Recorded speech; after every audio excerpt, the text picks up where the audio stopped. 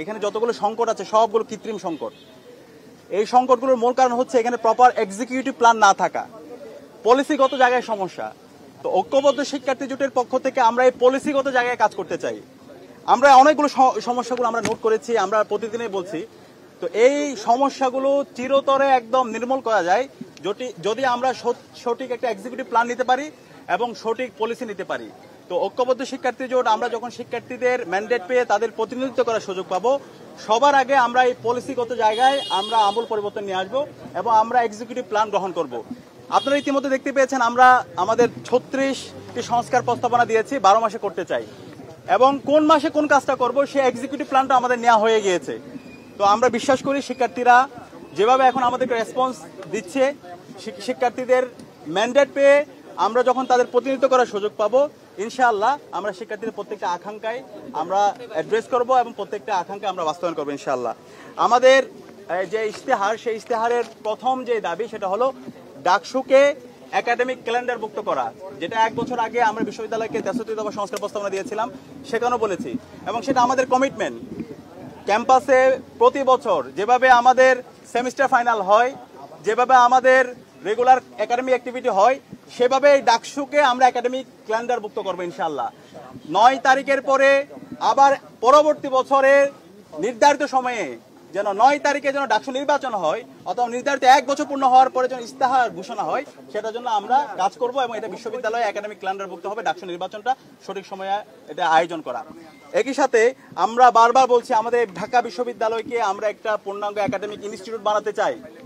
বিশ্ববিদ্যালয়কে যদি আমরা একাডেমিক ইনস্টিটিউট বানাতে চাই তাহলে আমাদেরকে আমাদের গবেষণায় বাজেট বাড়াতে হবে। আমাদের শিক্ষক নিয়োগ যে প্রক্রিয়া আছে সেই নিয়োগ প্রক্রিয়ায় মেরিটোরিটি এনশিওর করতে হবে।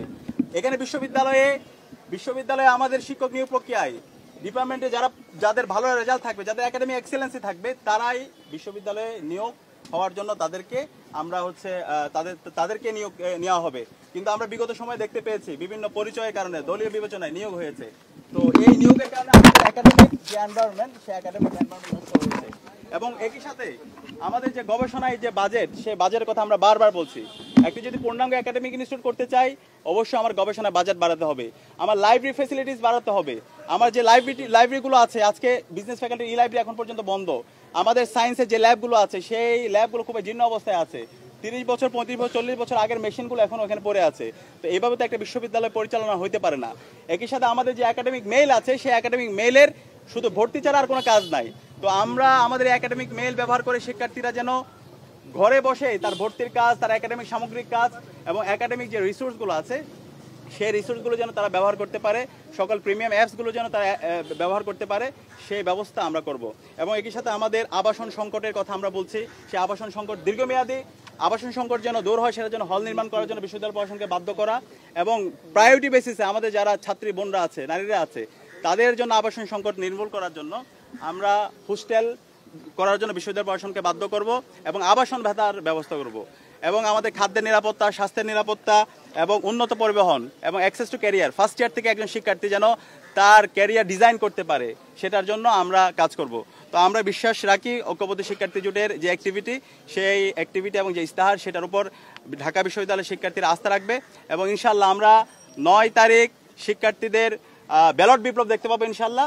এবং শিক্ষার্থীদের ম্যান্ডেট পেয়ে আমরা শিক্ষার্থীদের আকাঙ্ক্ষার স্বপ্নের ঢাকা বিশ্ববিদ্যালয় বিনির্মাণ করব এবং সে কারণে আমরা আমাদের স্লোগান দিয়েছি, স্বপ্নের ক্যাম্পাস গড়ার পথযাত্রী, আমরা থামবো না।